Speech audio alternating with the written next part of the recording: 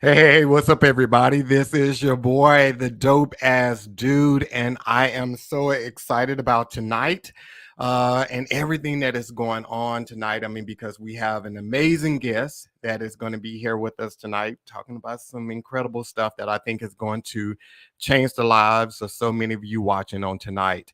But before we get started, you already know the normal things. If you haven't subscribed to the YouTube channel, make sure you go out right now, subscribe to the YouTube channel. And while you're out there, click on that notification button so you can be notified when a new video is uploaded to the channel. So make sure you click on the notification button. And then if you're already watching, go ahead and do me a favor and click on that like button right now. Just stop, click on that like button, because the more likes we get, the more it pushes it out to people just like you that want to watch the podcast. And then also follow me on or follow the podcast on TikTok and IG. It's the same name on both, the Dope Ass Dude Podcast. So make sure you go out there and follow the podcast on TikTok and on Instagram. And lastly, we will be off the whole entire month of March, returning on Monday, April 3rd for season 3. And season 2 has set the standard for season 3. So season 3 is going to be simply amazing. So we won't return again until April 3rd, 2023. And then lastly, if you're on the go, you can always check out the podcast. We are on Apple Podcasts, Google Podcasts, and Spotify. So make sure that you go and check it out. So, lastly, and we're going to bring Kevin out here in just a second. So, just letting everyone know who watches this podcast know that I am big on divine orchestration and connections and so forth.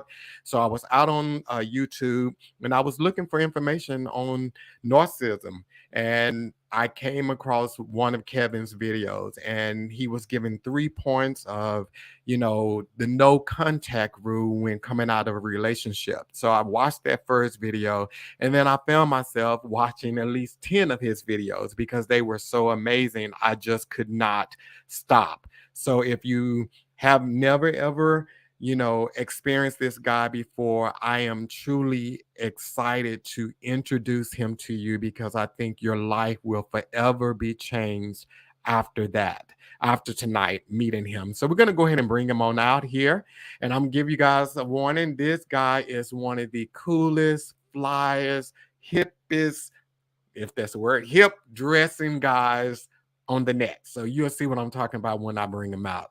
So here we go. Kevin, what's up? What's going on, man? What's going on, man? It's an honor to be on the Dope Ass Dude podcast. And when I heard the name Dope Ass Dude, I thought we were here for fashion, but apparently we're going to be talking about abuse. But you brought the fire, my brother, because that jacket is fire, man. I want that coat, dude, for real. Like, it's fire, man. Thank you. So, Kevin, it is such a pleasure to have you on here, and I'm like in awe because, dude, like I tell you, I've watched so many of your videos and your shorts, and everything is just like amazing. So, tell us a little bit about yourself and how you got all into this. Sometimes, well, to be honest with you, sometimes it amazes me. I put out a short recently that on TikTok. I'm fairly new to TikTok, and the short happened to be on trust. And I started it off with saying trust doesn't exist. And I'm not sure if you saw that one, but it went upward of 1 million views. And the reason I'm bringing this up is not because it's like, oh wow, it was weird to have something go viral. I haven't done that on YouTube yet, and I guess TikTok works differently and it's easier, but it let me know that there's still a hunger, that people are catching on to these words like trust and love, and these things that we have believed in one way should work a certain way, and we're all getting beat up, and people are getting lost, and people are getting hurt, and so the fact that you can say something like that and people are like, yeah, you're darn right, trust now, I don't trust anybody, Not my family, not my brother, not my mom. No, I'm done, right? And so, yeah, but I'm glad you saw the shorts. And to answer quickly how I got started in this, I think most of the people who are out there talking about narcissistic abuse, for the most part, well, there's two categories of people. There's people who have experienced it, which I happen to be one of them. And from this experience, you turn on a camera, and all I had when I started was just my phone. And I started recording on my phone, made a couple of videos, and I started talking about just what I was dealing with and what I was experiencing. And people were like, "Oh my gosh, you too? That sounds like my dad. That sounds like this person." And then it just snowballed from there. So that's one. And then the other group of people are doctors and psychologists who talk about narcissism and in a more technical way. So I don't get real technical about the diagnosis. As a matter of fact, I try to help people to get to a point where they no longer look at people in terms of a diagnosis. A lot of times people will call me for one-on-one appointments and they'll say, "Am I dealing with a narcissist? Does it sound like my brother's a narcissist?" And I try to reel it back in and say, "Look, at the end of the day, it doesn't really matter. I mean, if it helps you to process it, sure. Okay. But all that you really need to pay attention to is that there's something hostile between the two of you, right? And we have enough stresses in life between work, between trying to survive, between, we don't need added stress with our intimate relationships or with our family members, right? Because if you're constantly being abused, if you're constantly under the pressure, well, now you get into where your body just breaks down and can't function, and then you get diseases and illnesses and all kinds of weird stuff, and that happens. So I don't want to get too far out there because there's a lot of deep stuff, and I know we can get into all kinds of dark, murky territory. So I'll let you pull in the reins and go where you want to go with this. Nah, you're fine, man, because I think it's like, like you said, there are so many people when those key words that trigger people, they hear certain words and it causes them to listen. And then not only do they listen, then they apply to their lives, because a lot of videos that are out there on the internet, people see themselves in it. And a lot Mhm. of times they do not have anyone to talk with about. So when they see those videos, then they be like, there is somebody else that feels like me. I'm not crazy. I'm not alone. So yeah, I think that's pretty cool, man, that the video went viral like that. Yeah, that was a recent one, as a matter of fact. And I think the reason why I bring that up and why it's important is because even in this arena, narcissistic abuse, whatever, you know, there's always this internal question. Is it just a trend? Will it go away? Is it just a buzzword? And I was at and it's things like that that make me realize that no, it's not.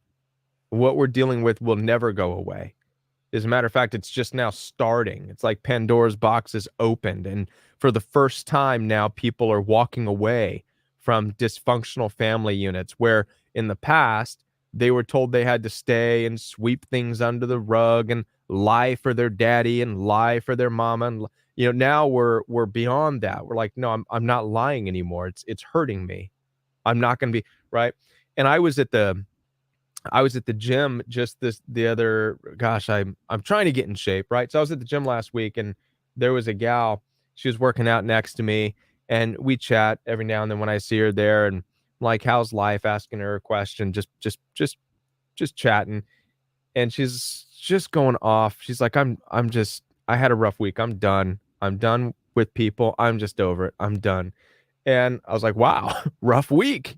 And she's like, "Yeah, I'm just done with people. I'm done." The lies and it just made me realize that moment. No, and it's funny because we were talking earlier about how life has these things that line up, right? When things and I think these are little notes for me, that God is giving me saying, "No, don't give up. Don't let thoughts creep into your mind that nobody needs this because look, this person just this week had something happen with a relationship that she's having a hard time with, and she's hating life and she's hating people and she's trying to process it. Right. And so it's just a reminder that No, it's not going anywhere. As long as there's people, as long as there's families, as long as there's relationships, there's going to come a point in time where you see the inherent differences in people. And what's interesting is I don't know about the future, like kids today, how they're going to grow up, because they're going to grow up with this stuff. But for people like you and me, our age group, around this, we're in a whole new shift where we're coming from when we were younger, and I'm sure maybe you were raised primarily the same way, but we had to respect everybody, no matter what. We weren't taught that it was okay to voice what we thought about someone's actions. If someone in the family was, we swept it under the rug. Don't talk about that. Don't talk, right? And so we're in this shift now where it's like, well, no, I can't lie. It hurts. It's hurting me, and I'm not going to lie about that anymore, you know, and I'm not going to be a part of it anymore. I'm going to walk away. Yeah, yeah, yeah. And it's, I mean, it's so funny that, well, not funny that you say, it's interesting that you say that, because it is, I think this new generation, they are more self-aware, of things. And back in the day when things happened to us, like you said, we did sweep it up under the rug, or we couldn't articulate what we felt, or we feared offending someone else by telling it. So we carried that baggage around, and it went into our relationships, it went into how we raise our kids. And that's why, I mean, I guess where they call it generational curses sometimes, because we constantly passing down things that we cannot articulate how it makes us feel. So Mhm, yeah. Wow. mhm, Wow. So mhm. let's talk about that, because it's funny, Kevin. I went to a friend of mine who is a dating coach, and I said, "Hey, man, do you know someone?" This was before I watched your videos and everything. I said, "Do you know someone that could possibly come on the podcast and talk about narcissistic abuse?" And he said, "That's real? That really exists?" And I was like, yeah. And you're a dating coach and you don't know that that exists. So let's talk about that. What is narcissistic abuse, and what would be defined as a toxic relationship? Great question. Narcissistic abuse, and I know it's a buzzword out there. Narcissism is a buzzword out there, and you can go to the clinical side and get the diagnosis and the breakdown of it, grandiosity, and and all this and that. But I'm going to give you a different perspective of it. This is just the royal we perspective of it. At the end of the day, I look at narcissism as narcissistic abuse as an umbrella. All right. And the reason is because, and there's all kinds of diagnoses out there, psychopath, sociopath, all the paths, narcopath, whatever.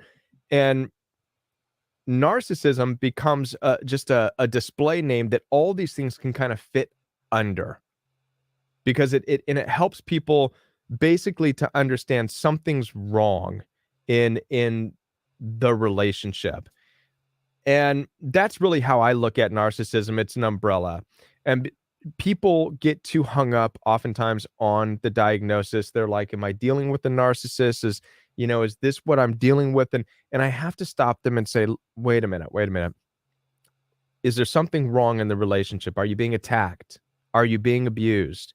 Because at the end of the day, if you're being abused in any way, shape, or form, verbally, mentally, emotionally, and verbal abuse is abuse, by the way. This is something that, it gets to people, but they don't know why. But maybe they're in a relationship, they're not being hit, but they're being cussed at. F you, you're an idiot, you're a butthead, you're stupid. And you're being talked to like this by somebody who says they love you. And so you're like, I'm not feeling very, oh, quit it. You're just too sensitive. You're an idiot. This thing, right? And so these things, and the Bible tells us, well, Jesus said in the New Testament of the Bible, you've heard that thou shalt not murder or kill. But I tell you that anybody who says "Bleh," out of their mouth is guilty. Well, why? Because you can die by the words of another person, maybe not physically, but pieces of you just start to die away. So, at any rate, if you're experiencing this in a relationship where you're being killed mentally, emotionally, you're being threatened mentally, emotionally, even physically, then all that matters is that you recognize it. You recognize something's off, and it doesn't matter if you call them a narcissist or a psychopath it doesn't matter, because sometimes people think that, well, if it's a narcissist, then maybe I can learn how to talk to them differently. Maybe I can understand them better. And it's like, no, no, no, no, no. And that's why personally I try to caution people out of getting too hung up on whether or not they're narcissists, because really what people are reaching for is a way to try to understand the person better. That's part of the tolerance mentality. I'm just looking for another compassionate way to understand that person, instead of saying, whoa, look, this is going to be the rest of my life being talked to like that, being treated like, no, no, no, no, no, no. I try to tell people, look, if you're going to invest your time, your body, your resources into another person, then, well, what do you value that at? Do you value it at being cussed at, called names, ridiculed, controlling, all this stuff? If not, it doesn't matter if they're a narcissist or a psychopath, but you need to get out, right? You need to get out. And so I know that that's a long-winded explanation, but I try not to get too hung up on the actual description of narcissism, Right. because again, I think that, and I'm gonna add this. I'm gonna add this here. I'm gonna simplify it for your audience, and they may not like this, but here we go. Look, I think any diagnosis, whether it's psychopath, sociopath, narcissist, histrionic, cluster B, borderline, all it is science and doctors, and it's people's best effort to try to understand the difference between Cain and Abel. Period. End. If you look at the ancient literature of the Bible, we're given the story of the first two human beings born on this planet. And this is just you don't have to believe in the Bible. Just look at it as an ancient story that gives us an image of the world we live in. And here's the story. You have two brothers representing the first two human beings. One's a murderer, and one just wants to be obedient. That's the story. And so I believe throughout history, throughout generations, people have been trying to determine what's the difference. What makes one person want to murder so easily? What makes them okay with that? And what makes another person want to be obedient? And so they just come up with all these, well, these people act like this, these people act like this, these kind of look like this. So we've got borderlines, cluster B, psychopaths, sociopaths, narcissists, blah, blah, blah, blah, blah, blah, blah. When really it's just there's good, there's evil, there's wrong, there's right. And then they try to figure out, well, what causes it? Is it their upbringing? Is it genetics? And they're like, well, no, not necessarily, because you have some people who are brought up in horrible situations, yet they're great in society. You have some people who are spoiled as kids, and yet they're killers. You have some people who come from a long line of abusive personalities, yet they're good. So there's no rhyme or reason. This now gets into the territory that we don't really like to talk about because it's deep and it's dark and it's weird and it's out of our control, but it gets into the territory of something else. The thing that we don't understand, a part of us that is not based on our parents' genetics, is not based on our environment, but something internal, something given to us, a measure, if you will, a predisposition, whatever you want to call it. And ultimately, where I'd like to get people who work with me in coaching is to a place where you're not walking around judging people. Ooh, narcissist, blah, blah, blah, psychopath. It's not about that. You walk around instead judging people because you have to, but not pointing your finger at them, but judging as, how close can I get to you? Observing people, right? Through watching their mannerisms, watching how they talk to people, and then determining, is that good for me? And whether it's family members, whether it's a potential dating partner, whatever. And this is primarily what I try to work people with, not necessarily understanding what narcissism is, because it's a great, it's a fantastic, I like that we use narcissistic abuse because it has created a buzzword and it's allowed people to now talk about this. But all it is that buzz, it gets the conversation started, but now we're getting deep into understanding The burden's on us to navigate our life. We have to become good judges, not to try to change people or change the world, but understand, okay, I'm me, who are you? And make better decisions in relationships based on that. Yeah, and the interesting thing that you said about verbal abuse is, like the whole cussing thing. And I think a lot of times now in the world, we have lowered our tolerance level for what we are willing to accept because you hear I'm always taken back when I hear a man call his woman a B. Right. I'm just Right. always taken back. And I get that, I guess, society now where we speak to a partner that way, or a woman will call a man MF, and it's just that's just their normal conversation. So it's like they can't identify now when they're being verbally abused because they've lowered their tolerance levels so low now that it's like you it's almost like they skip verbal and go directly to physical abuse because when it's no buttons to push verbally no more because we're already at our lowest. What's interesting about that is that, and you're right, we live in a culture and a society where, you know, it's normalized to call, you know, bitch or whatever, and even girls do it, call other girls be, or I'm a bad bitch. They wear it like some kind of a badge of honor, right? Trying to a play on words. And so, but the interesting thing is that in abusive relationships, we have discernment. I believe it's discernment. That's, you can call it discernment, you can call it the fifth sense, whatever you want to call it. But there's something inside of us that gets triggered. We know when words are just being said in a way that's, it could be joking or whatever, but we know when something jumps inside of us because it was an attack. We know it.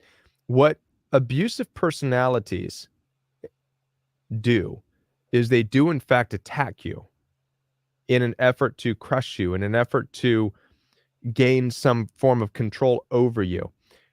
So they do it and you feel it. We all do. We feel it. That wasn't right. That stung. And watch this. The thing is that when we bring it up, hey, that's not cool. And they immediately shift into, I was just kidding. Can't you take a joke? Which is doubling down now on that demeaning nature. So not only did they tag you with this insult that they meant to crush you with, because they did, now they're telling you that, oh, you're too sensitive. This is where people get stuck, because then people are questioning, wait, did they really? They go against their own discernment. People go against their own discernment and say, wait, am I wrong? Were they really joking? Maybe they were really joking. Maybe I am too sensitive. No, no, you have discernment for a reason.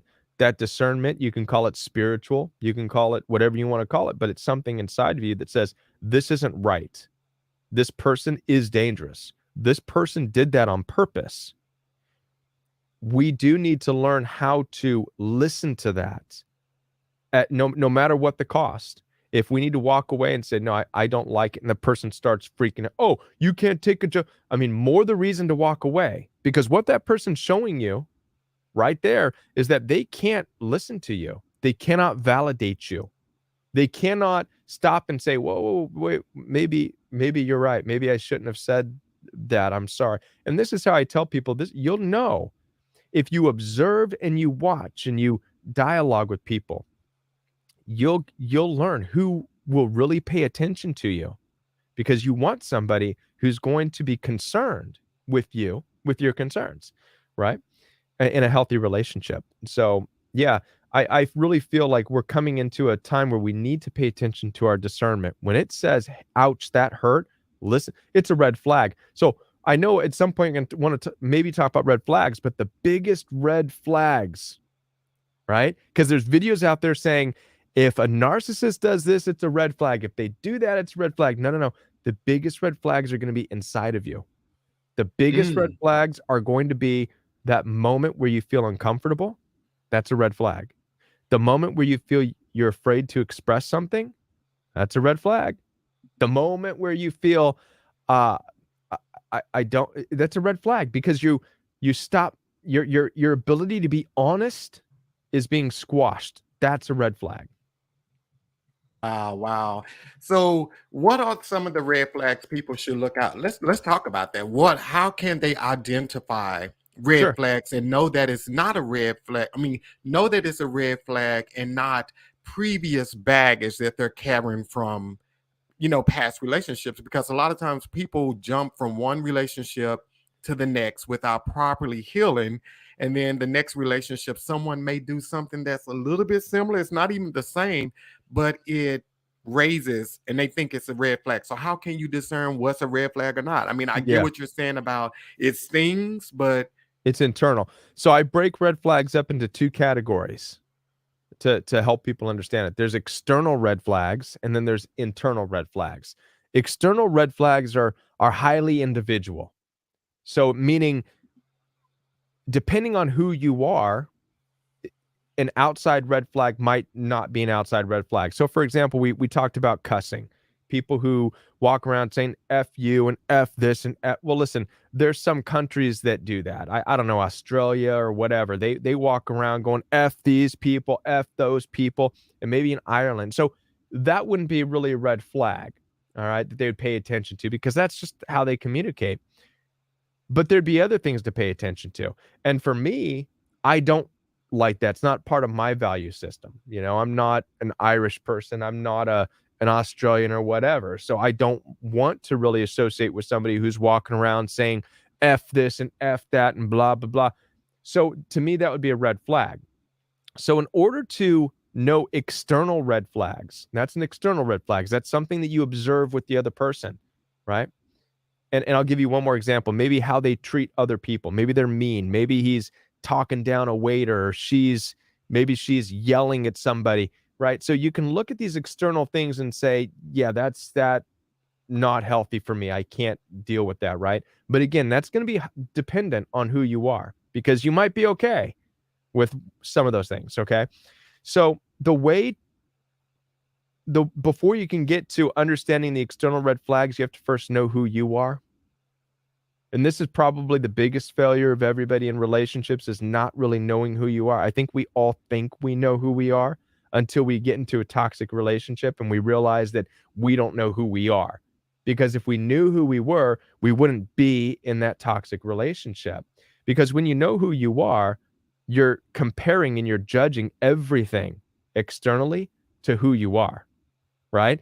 And so determine who you are, your path in life, where you're going, your goals, your ambitions, and then everything has to be in alignment with that as far as intimate relationships go. And so that's how you're going to judge your external red flags. But then you have the internal red flags. The internal red flags, again, are the ones that people don't typically pay attention to. These are the moments of feeling uncomfortable. It's the moment where maybe you're in a relationship, you're dating, you're talking about something and you've been cut off and it feels weird. And you're like, wait a minute, I didn't get to. And then you start to realize, okay, this person's not listening to me. And then the big danger zones are when you start to really suppress what you would like to express. You want to say no, but you don't. You start saying yes. You want to say yes, but you start saying no. What ultimately happens is in a toxic relationship, you start to lie to yourself by suppressing who you are, by suppressing what you really want. You start pretending. And everybody has their own unhealed reasons for pretending in a relationship. But one of the things I try to help people understand is that in any toxic relationship, it's yes, we know that narcissistic people are liars, and we get that, and they lie and they weasel their way into your life. Yes, it's true. But when you add up all the red flags that you've ignored or you brushed aside, well, guess who else is lying? Who else is sharing in the lie? We are. So we become dishonest. The moment you become dishonest in any relationship, it's doomed. This is where communication breaks down, because you're afraid to express what's real. You're afraid to talk about what you need. They're lying just to get what they want. So you got two people in an abusive relationship lying to each other. It's got nowhere to go except just an absolute explosion by the time you realize we're nothing alike. What are we doing? And by that time, you're like, oh my gosh, I've already given you my body. I've already moved you into my house. I've already introduced you to my kids or whatnot, and all hell breaks loose. So the sooner we can come to terms with who we are, the sooner we can judge relationships and other people and observe them and how close they get to us, and then distance ourselves from people who don't belong in our life, then we can avoid these narcissistically abusive situations. Wow, wow. And I like how you say, because it is so true. The unhealed version of ourselves, it will cause us to second guess a lot of things and then take more than what we normally would. Because, like you said, we don't know ourselves. So we are unsure of a lot of things. And then when things happen, we make excuses for it to compensate for allowing that person to continue to be in our lives. And then many times, also another thing too, I believe in some situations we are so afraid of letting go what we perceive as a good thing for us, and it's really not a bad thing. We think most of these people, we think they are the best that we can get in our lives because we don't feel 100% good about ourselves. Right. Wow. Yeah. Wow. And not feeling good about ourselves typically comes from not really knowing ourselves, right? So and this is the truth for me too, and for a lot of people. When we don't, if we start off our life, maybe we have abusive parents or whatever, we're not encouraged. We start to run because we don't know how to confront our parents. We don't know how to address the abuse there. And so we run and we just dive into stuff, football, baseball, sports, whatever, activities, and we get ourselves distracted. And we hope that the distraction will make us feel safer, but never really know ourselves. We're just living to distract, right? And so this is why oftentimes we come across these relationships and it's just another distraction, right? One of the things I look at is that we spend our lives from our adolescence on up running away. We're running away from the things we didn't understand, the things we couldn't articulate, but we never process it. And we run and run and run, and we do all these things in life. And like I said, play sports, whatever, until we come across abusive people again. And when we're older, what's interesting about it, what I've discovered is that we think that we're older, we're smarter, we can handle it. But really what it does is it shows us what we've been running from and trying to get away from all of our lives. And so it stops us dead in our tracks. Everything falls apart. We lose interest suddenly in everything, and we're supposed to. And the reason is because we finally we're not running anymore. Instead, we enter into this dark place where we're finally, for the first time, processing it. Wow, my dad was an asshole. My mom was a drunk, raging, my stepfather was a raging, abusive, evil person. So all this stuff, we're finally processing it. No distractions. And it's hard. It's hard. And so that's typically where we are when we come out of abuse. We're processing, and it could take years before you start to move on and venture on in your life. But when you process it, what happens is it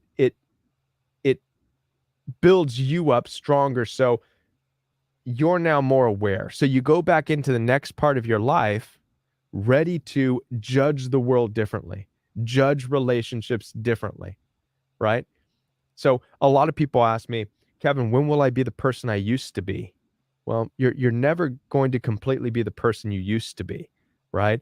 That person you used to, and the reason they're asking that is because the person that you used to be didn't even think about abuse.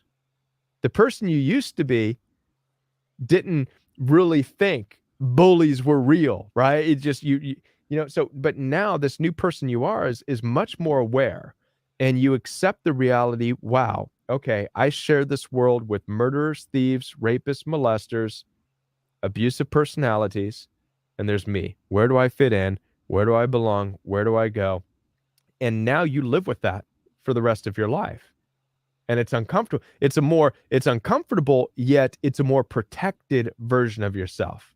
I oftentimes tell people, listen, when you really have this crash, when you experience narcissistic abuse, I promise you, you'll never experience it again. If you are, and I typically deal with people who are really just down in the trenches, right? They've lost everything. They're leaving a relationship or whatever. Things are falling apart. And that's where it's like, sit through this, because you will come out. You're not going to be the same. Don't think in terms of feeling like you did before you acknowledged abuse was real, right? That person's gone. You've been touched by it. You know it's real, right? And so now just grow with that pain into becoming who you're supposed to be. Wow. So let's talk about that, Kevin. So, because there, in looking up narcissism and everything, I heard, read that there were stages like the love bombing, the mirroring, the gaslighting, the discarding, the devalue. Talk a little bit about that, because, like, how can you identify those things when they are happening to you, or can you identify them? Yeah, again, a lot of this goes back to these internal red flags, knowing that something is off. When you know you're being lied to. I'll share an example, but it's weird. It is weird. I'll share an example of this. I was dealing with family members and uh, in-laws, and one of the in-laws really loved bombed me, not in the flower and candy way that somebody dating you would, but in a family way. So this person took me golfing, and I I wasn't even into golf. I went and I did it because I was, wow, he's inviting me, That's, I want to be part of this. And so it took me out to golf, bought me golf clubs, all this and that. They were used. There's some, garage sale golf clubs, but nonetheless, I was excited. And so we were going golfing, having fun, having fun, having fun. And then one night he said, "Hey, we're going golfing again. Can't wait to have you there. Be at the house 7 a.m." And so I arrived that morning at 7 a.m. to meet like we always did the weeks prior to go golfing, and he wasn't there. And then his wife came running out and said, "Oh, Kevin, he left. He said he was waiting for you." I'm like, "Well, we're leaving at 7 like we do every." "Oh, no, he was really upset. He." I'm like, okay. So I let it go. I thought that was strange. I went home. I was like, that was strange. And I didn't say anything. And I just kind of let it go. We went back up, spent some time with him, the family, and I think I made the first approach to him. I said, "Hey, sorry, I guess I missed you the other morning." He said, "Yeah, I told you. I told you that you needed to be at the golf course, or the golf game started at 7." So I said that we were leaving at 7. That's, we always do. That's what. He said, "No, no." And then he kind of dug in. He says, "You're hard of hearing, aren't you? You don't listen very well, do you?" And so I had no idea what the word gaslighting was. I didn't know what was happening, but everything inside of me was saying, this is weird. It was like an alternate universe. I'm like, wait, is this happening? No, no, I know. Not only did I hear you say it, but it's the same thing we've done in the past. But I didn't engage with it. I just kind of, I distanced, I shrugged it off, but it was very weird. So it could be very subtle, but that's gaslighting, and it's enough to trap people. And for those people who don't know where the term gaslighting comes from, it comes from a movie where tactics like what I just explained was happening. A man wanted to control this woman in the environment, make her question herself. And so what he started to do was to take the gas lamp, and he would adjust uh, the flame in the gas lamp so the lights would lower. She'd come out and say, "Are the lights dimmer?" And the guy would say, "No. What are you talking about? Are you okay?" And this is where we get the term gaslighting. It is, in fact, a way in which manipulative people, for whatever reason in their minds, this becomes a tactic that allows them to position themselves in a place of authority. It gets a person on the defensive. it gets a person into an apologetic state, right? I'm sorry I was late. I'm sorry, I must have read the wrong situation. And abusive personalities are looking for that. They're looking for that apologetic state in another person because that's going to tell them how how well they'll be able to manipulate the relationship, right? They want to see, the way I understand abusive personalities is they want loyalty amongst all other things. So it doesn't matter what the abusive people are into, whether it's drugs, money, sex, they want to know that if they do something, will this person in their life be in agreement and go along with anything they do? They call that loyalty. So you'll hear perhaps even a bunch amongst gangbangers or whatever in society, that's all they care about. Will you be loyal? If I'm lying, if I am, will you just be loyal? And this is where we are now coming in this opposition where we're like, well, that's not me. No, you know, and so that's what gaslighting is. It's an effort to try to get loyalty, confuse the person into a place of just acceptance. Yeah. Wow. And then so from the gaslighting, there are the Yeah. devaluing stages. Yes. Talk a little bit about that. And then the discard. Right. So the devaluing, as I even shared in my example, it usually comes right alongside the gaslighting. So in my situation, when I told that man, that family member, look, we always meet at 7. I thought you said 7, and he says, you don't hear very well, do you? You don't listen. You don't pay attention. That's instantly devaluing. It's instantly demeaning. It's instantly trying to get you to, again, it's increasing them and putting you down into a place of just becoming subservient in the relationship. And so narcissistically abusive people or abusive personalities in general, they don't want to compete with somebody who is confident. They don't want to compete with somebody. They want to be on top. And so demeaning and devaluing becomes their way of making somebody lower than them, beneath them. And they'll do this by demeaning the clothes you wear, your fashion, your style. They will demean the type of phone you like to use. They'll demean you because of your ideas. One of the strangest things is they will demean you because of your joy. This was really, kid you not, you could be around certain abusive personalities, and if you laugh too hard, and this is really how you tell the difference between an abusive person and a non-abusive personality is in the experience of joy. If you're a person that experiences joy really expressively, you'll see their anger, and it's very weird, but they can't be around it. It disgusts them. They almost have this thing of, how can you be so happy? How can you be so full of joy? It triggers them, and they get upset, and they have to regain control. Your joy threatens an abusive person because your joy represents what we call free agency. It represents your independence.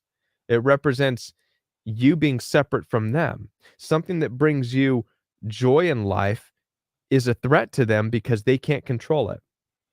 And so they're immediately going to try to put that down, and they'll use demeaning tactics. So, that being said, when we talk about your joy, if you like to dress a certain way, if you put your makeup on a certain way for women, these things are going to, anything that builds up your confidence, anything that makes you independent, anything that makes you beautiful, anything that makes you good, they are going to look at it and say, "Whoa, I better get a grip on that. I better demean that, because that is a threat to a narcissist because it's out of their control."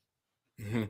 Because the better you feel about yourself, the less control they have. So Bingo. they want you to feel your worst so you can rely on them and so forth. Wow, that is, Right. oh my God. Wow, wow, wow. So okay, last one. So the discarding, because that's something that a lot of people can't, they really deal, it's hard because it's like they cut you off and they move on to their next. And in my research, and this word hurts to hear you categorize as this or call this, they call you supplies. So I hated to hear that, but because it's just like you don't, it's just like, oh my God, it's like a vampire, like someone just said. But it's like when they discard you, they just move on to the next person as though you didn't add any value to their life. And people have a hard Right. time accepting that part. So do you mind talking a little bit about that? Yeah, a little bit. Man, I know that's a how much lot. more time we got? I'll maybe talking for an hour. Yeah, wow. Well, there's so many places I could break off on this. So first of all, in understanding abusive personalities, one of the things I try to help people understand is they are the door-to-door salesmen of the world, right? So of relationships. Sorry. So narcissistically abusive people are the door-to-door salespeople of relationships. And so when you think of it in this way, a lot of times people will uh they'll say, why do I attract narcissists, for example? And I have to tell people, look, you don't specifically attract them, right? And I know you're beautiful and this and that, and that's fine, but that's not what they're interested in. In fact, one of the most crushing things that I deal with is women who put so much effort into their appearance. Like that's been their ego throughout their life, is their ability to dress up, their makeup, and they're beautiful. And I deal with some of the most beautiful women I've ever seen in my life, right? And it becomes so crushing to them, all the effort they put into their appearance, that this abusive person went off and is having some kind of an affair or relationship with somebody who, let's say, doesn't put that type of effort into their appearance. And so now this person is like, they're crushed because they're seeing a less attractive in their person, and they can't understand that. Everything they've put into themselves has been crushed. Do you know what I mean? And so I have to tell them, look, it's not about your appearance. It never was. Basically, what I help people understand about abusive personalities and their need for supply, as you said, is you have to imagine a door-to-door person selling vacuum cleaners. They will go up and down an entire block of people knocking on everybody's door. Would you like to buy my vacuum? What's their goal? Their goal is just to get money. That's it. And they'll pretend to be the best friends. They'll tell that family, whoever opens the door, oh, you're the best family in the world. Oh, you got a dog. Oh my gosh, I love. They don't care one bit about the family. They just want to sell the dang vacuum cleaner, right? But they put on a really good front, like they love that family, right? But they're not. They're just interested in that paycheck. So in a relationship, what's that paycheck? Well, it could be sex. It could be whatever. So they're going up and down, and they'll knock on any door, and it really doesn't matter if the person's attractive, if the family is not attractive or whatever. They'll go up and down just wherever they can sell the dang vacuum cleaner. That's it. So I try to get people to understand, look, don't take it personally. If an abusive person is with you and then don't ask what that person has that you don't. It's not about that. It's the fact that that person paid them in whatever way it was. Not to be crude or whatever, but I typically tell women, look, if it's a guy or whatever, look, he's just going to go try to find his next blowjob. If you got to censor that out, censor it out. But that's just the reality of it. You know what I mean? That's Yeah. it. And it sometimes it doesn't matter. If there's a tree, with a soft enough spot, it doesn't matter. It's not about how you look. And so I try to break people away from the feeling of why was I rejected? It's not that you were rejected. It's not that you're not pretty enough. It's not that you're not loving enough. It's that you're dealing with somebody who is a door-to-door salesperson and is just constantly looking for a payday because that's all they care about, right? Where you were looking for a long-term commitment, they're looking for a short-term payday. That's it. So when it comes to the discard, because you asked two questions in one, right? One was the supply, the other is the discard. Typically, the discard never comes from an abusive person. Narcissistic people don't really discard anybody. Okay. Why? Well, look, any salesperson, anywhere they're going to get money, they'll keep going back, right? And so I tell people that all the time. If you're going to keep giving them, they'll never discard you. Why would they? Who would leave? What happens is when you stop, when you finally come to your senses and you start to understand your value and you start to say no, that's when you notice they go away. So the thing to understand is that the narcissist didn't discard you, you discarded them. And I try to tell this to people in a way that's empowering them. They don't discard you. They will take from you anything you'll give, ever. But you are now onto it. You understand it's not what you want. And so you're no longer giving. You're the one discarding them. So, yes, own it. Discard them. You have to. You have to be the one to discard a narcissist. Narcissistically abusive people, most abusive people, users, manipulators, abusers, they do not truly discard people. You discard them. But when you discard them, they obviously move to the next house. Does that make sense? Yes. They're not going to stop looking for their paydays. And people look at that and say, how come they're able to move on so quickly? Well, that's what they've been doing the whole time. They're going door to door. You know, I what this really blows people's minds. Because when I deal with people or I'll talk one-on-one and they're like, you know, this person has they're cheating on me with this person and this and that. And I try to tell them, I say, look, you assume you're number one. I want you to look at it a different way. He's cheating on that other person with you. Because that person is number one in their mind. And the other people, so you can't, and this is what's really tricky about narcissistically abusive people. They're really good at making you feel like you're the number one. You're the real relationship. The others I'm just using, but they're doing that to them too. So you end up being someone that they're cheating on somebody else with.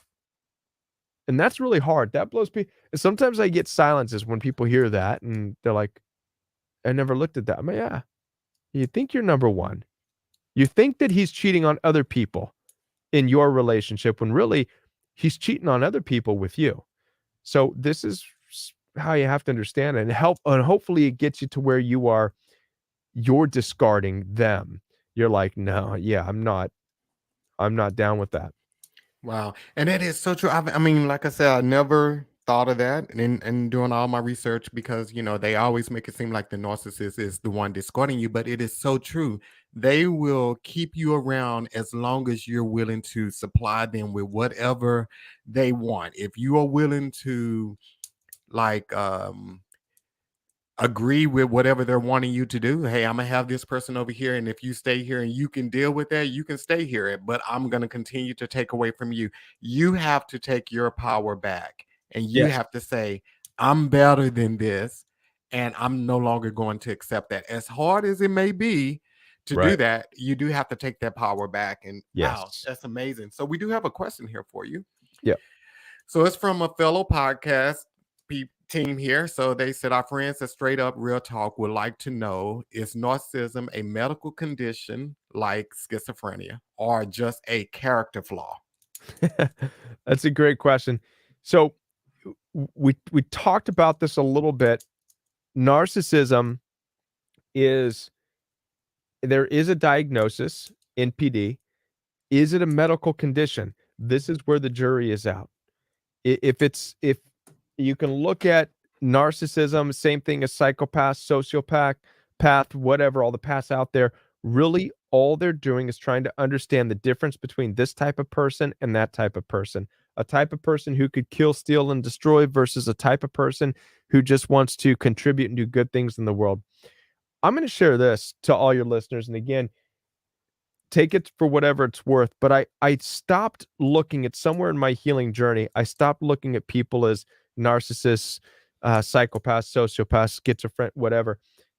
Well, schizophrenia, these are things that obviously I'm not in the territory of talking about. But when it comes to abusive personalities or perhaps aggressive types of personalities or people who are more aggressive, I stopped looking at the paths and the diagnosis. And instead, what I try to help people, how I try to help people understand is this.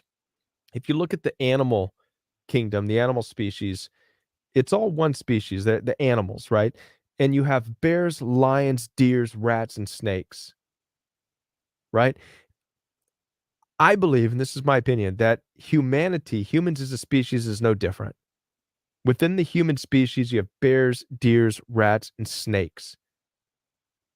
It is what it is. And the biggest lie that we've been told is that we're all the same.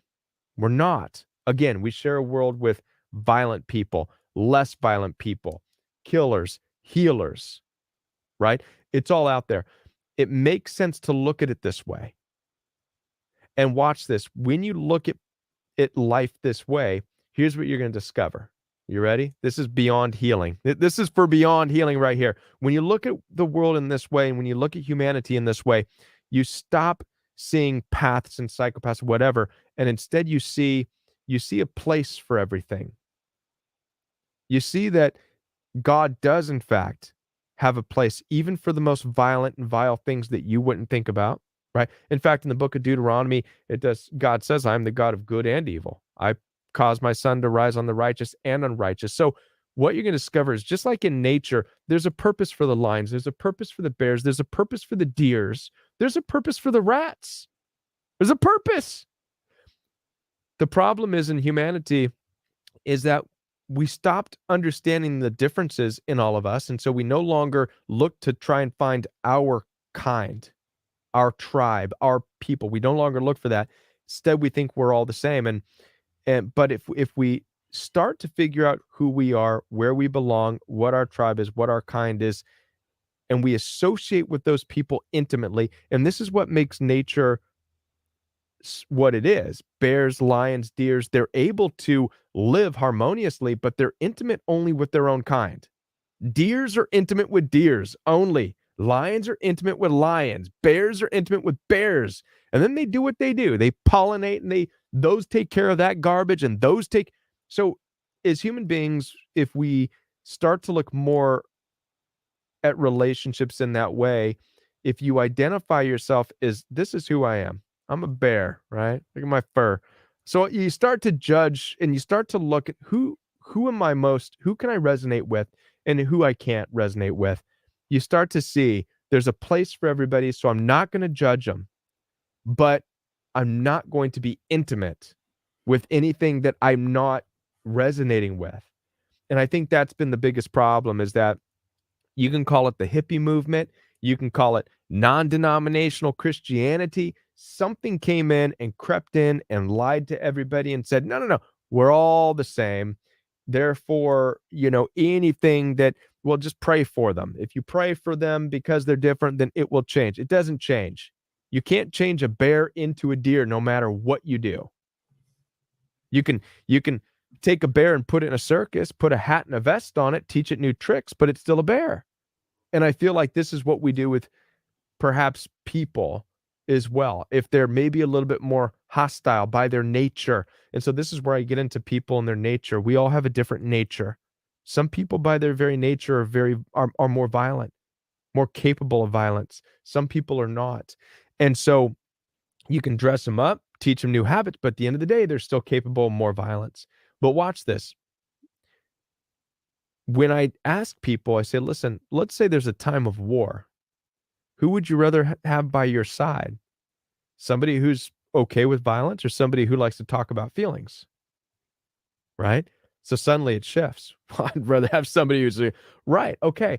But once again, the question is, what are you able to be intimate with? So you need to be able to identify in this life who you can be intimate with and who you can't. You can learn to appreciate all the types out there if you learn who you can be intimate with. And by intimate, doesn't have to mean sexual or affectionate. It means even a family bond, close friends. Intimacy is friendships, it's relationships, it's closeness. And we have to be able to judge who we're getting close with. Are they our kind, the same kind? If you figure that out, you can live in a world where the others exist because you know your distance. The deers know to stay away from the bears. They can appreciate them. Does this make sense? Absolutely. Yeah. Absolutely. Yeah. Wow. Wow. And we got Cheryl, who said, I was discarded several times throughout 7 years, but the final discarding happened when I had enough, and we went no contact in 4 years. That is amazing, Cheryl. Congrats to you on that. And then another comment, which is another phase of narcissism. And when they can't control you, then they'll control how others see you. all the flying monkeys, it's crazy making, because the whole smear campaign, Right. you have to be prepared for that when you get out of a relationship with a What's narcissist. what's interesting about that, I'd like to address Sabra, if she's still online here. Listen, when they can't control you, then they control how other people see you. One of the things we have to settle into is when we feel like others are being controlled as to how they see us, we have to accept that those people have that tendency. In other words, we can't necessarily blame an abusive manipulator for controlling how others see us. We have to now look at those other people and say, wow, well, they're not in the mental capacity and the heart capacity, they're not who I thought they were. If they can Mm, easily be guided by a few words, well, now I have to question you and I have to question your feelings towards me. That's the biggest. I struggled with that too. I used to think, oh my gosh, the narcissistically abusive people ruined my relationship with that person and that person and that person. Until I said, wait a minute, no, no, no. No, they didn't. This person, that person, and that person must have already had some interesting, weird things going on that maybe I didn't know about them. They never expressed to me. All the narcissistically abusive person did was become an excuse to allow them to now express and show who they really are. wow. Sabra, I hope that hits you, but in a good way. Yeah. Wow.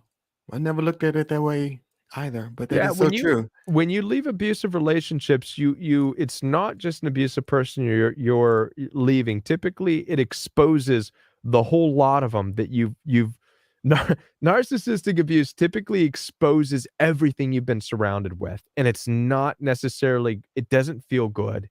It's going to be crushing. You're going to start to see who's who and what's what in your life. Wow. Wow. So we have another question for you, Kevin. So, do you ever have cases where both people are narcissists? If so, how do you handle these cases?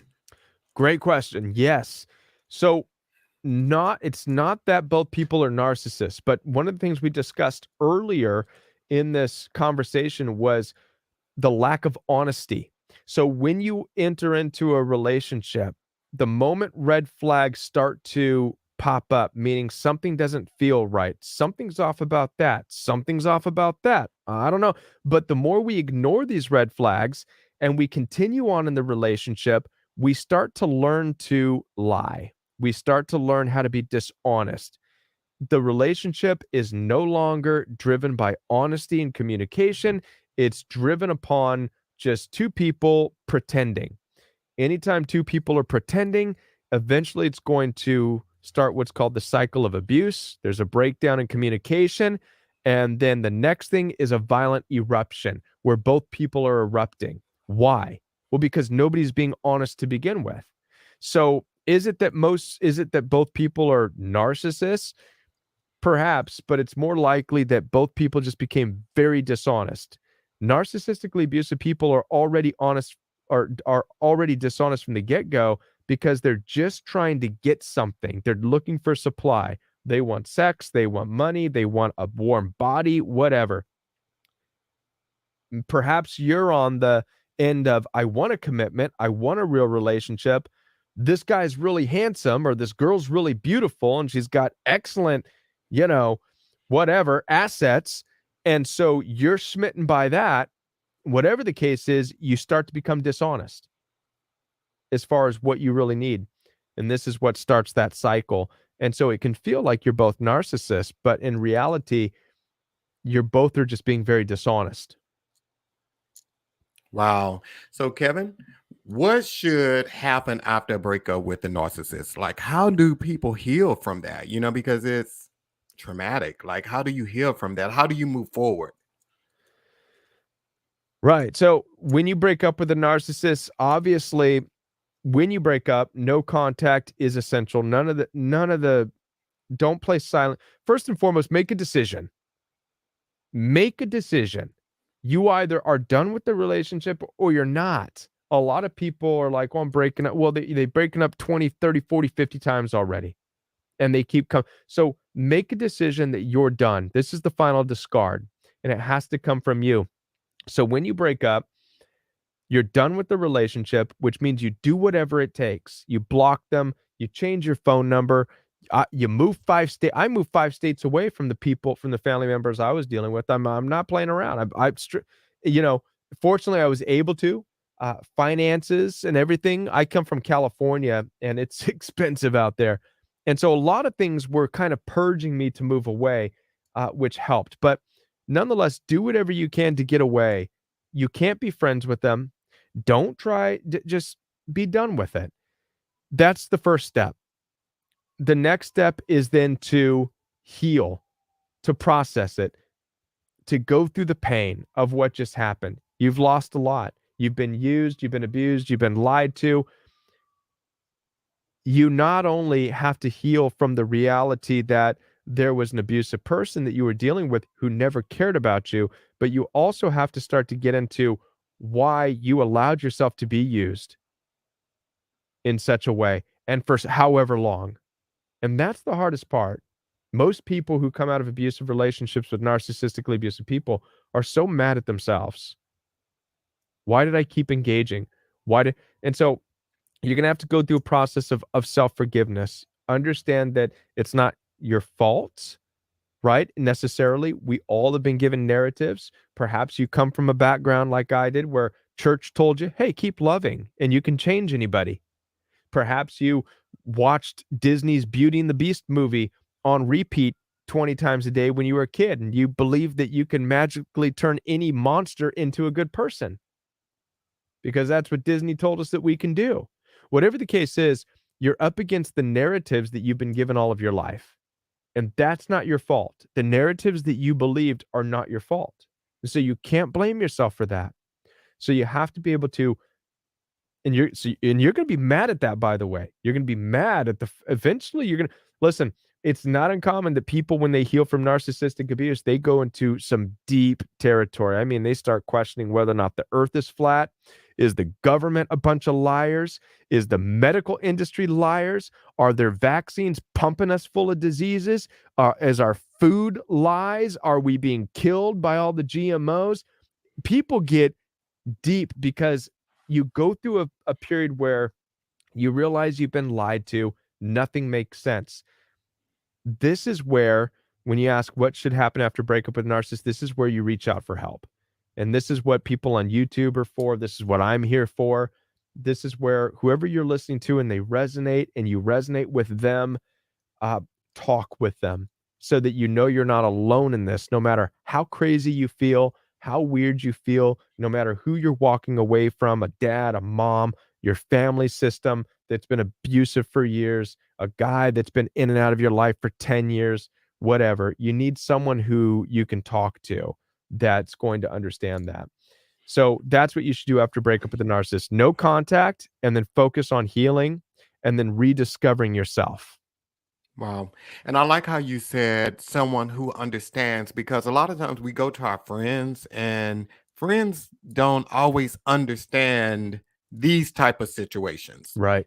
They don't, because this is like a different type of situation than just breaking up with someone because Yeah. you can get along. So you can, your friend would just say, well, just move on. No, this is a little bit harder to explain. And most times people do not understand that. That is why it's best you talk with somebody like Kevin, or you see a therapist, someone you can just be vulnerable with and completely honest, and yeah, just get it off of your chest. So Kevin, we know you're a life coach and you handle all of this type of stuff. How can someone, you know, utilize your services? Well, yeah, I do take appointments. I do video appointments as well as phone calls. I also have a coaching program that is a growing community. And the coaching program I'm excited about because for the first time, I'm starting to break out of just doing coaching and stuff like that online and I want to do group meetups. You know, one of the things I would like to do as a community as time goes on is to bring people together and challenge people. So, for example, this year I have a meetup that's going to be a 5K mud run, and with along with the Mud Factor. And so there's going to be a mud run along with lesson and lunch. I want to bring people together to not only learn about toxic relationships, but also to start to push themselves into becoming better, right? And to forgetting that they need abusive people. So I know we're short on time. I can sense that you're like, Kevin, we got to wrap this up. But No, no, no, no. Go ahead. I want to help people understand something too. There's another element that we didn't even touch yet. Let's go for it. Well, the other element is addiction. And what most people, what I've discovered anyways, most people don't understand about addiction. It's that addiction is not to drugs. It's not to alcohol. That's not what the addiction is. The addiction is to chemicals that our own body produces when we take drugs, when we have sex, when we drink. Our body produces the most highly addictive chemicals ever: adrenaline, serotonin, endorphins. And what happens is abusive relationships, narcissistically abusive people hijack these things because they come into your life, they sweep you up, they make promises, they make you feel good. Maybe it's sexual, maybe it's buying you golf clubs, like me taking you out golfing, whatever, and you feel good, endorphin, serotonin. And then they fight you and they scare you and they terrorize you, and it's adrenaline. And what most people don't realize about the adrenaline that you experience when you are dealing with a rageful narcissist is that adrenaline becomes just as addictive as the good things do. So adrenaline is a highly addictive chemical in our body. This is why there's people that jump out of planes and then they go higher, and then they go higher because they're addicted to the adrenaline.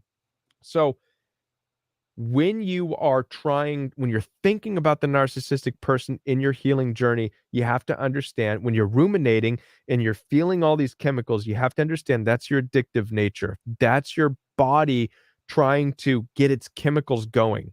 Because if you think about it, if you go from a toxic relationship to just sitting on the couch watching YouTube videos about narcissistic abuse, eating potato chips, your body is going to say, I need chemicals, and it's going to do it for you.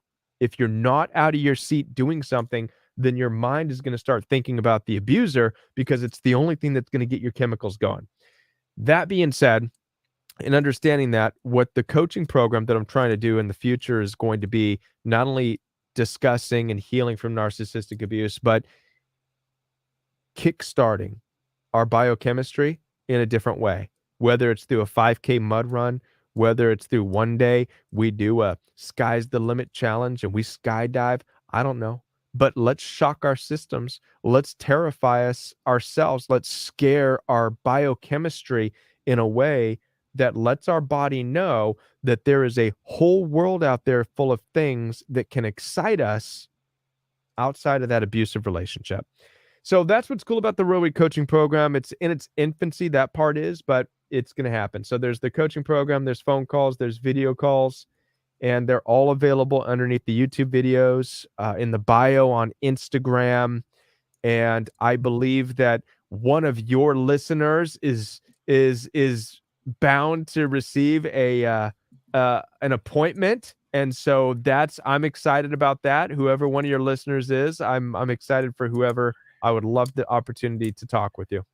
And we're going to let Kevin decide that. Well, we're going to let you guys decide it. So, because my goal is always to help. So what's going to happen is the first person that hits Kevin up in his DM on IG, the first person. Person. So that makes it easy. So the first person who hits him up on IG, your session is on me. So first person, and we're going to give you his IG information, which is Join the Royal We. So awesome. if you hit him up on IG, that's on me. So hey, that kind of rhymed. I should be a rapper, I guess. But you can follow Kevin on TikTok, IG, and Twitter. Join the Royal We. His website is jointheroyalwe.com, and you can email him at jointheroyalwe@gmail.com. But most importantly, guys, check him out on YouTube. I mean, this guy's from Kevin. You have like over 142,000 followers, man, and you've I'm had like getting up there. It's not, yeah, I'm getting up there. 12 million views. Slowly but surely. I was like, OMG, you are like the real deal, man. Thank you. Thank you. That's encouraging. That's encouraging. And thank you for coming on the show tonight, man. This has been like a dream for me because, like I shared with you when I first saw your video, I was like, I have to have this guy. And, and guys, that's just a testament to it. Sometimes you just go for it. And all people can tell you is no or yes. And you're still in the same place you started before they tell you no, you still without them. So it doesn't make it, it's not going to hurt you, but go for it because this was amazing on tonight. So again, Kevin, thank you. And we are connected forever, like I told you before. Yes. Like I said, when you get prime time, remember me. You're going with me, brother, so I can't forget you. So everybody, thank you for tuning in tonight. Please remember to like the video tonight. Please like it. And then go out and follow Kevin on YouTube. Follow him on TikTok, Twitter, Instagram, all of those places. And then also the first person who hit Kevin up, he's going to let me know. And I got you. And we will see you guys again on April 3rd. All righty, guys. Thank you. Peace.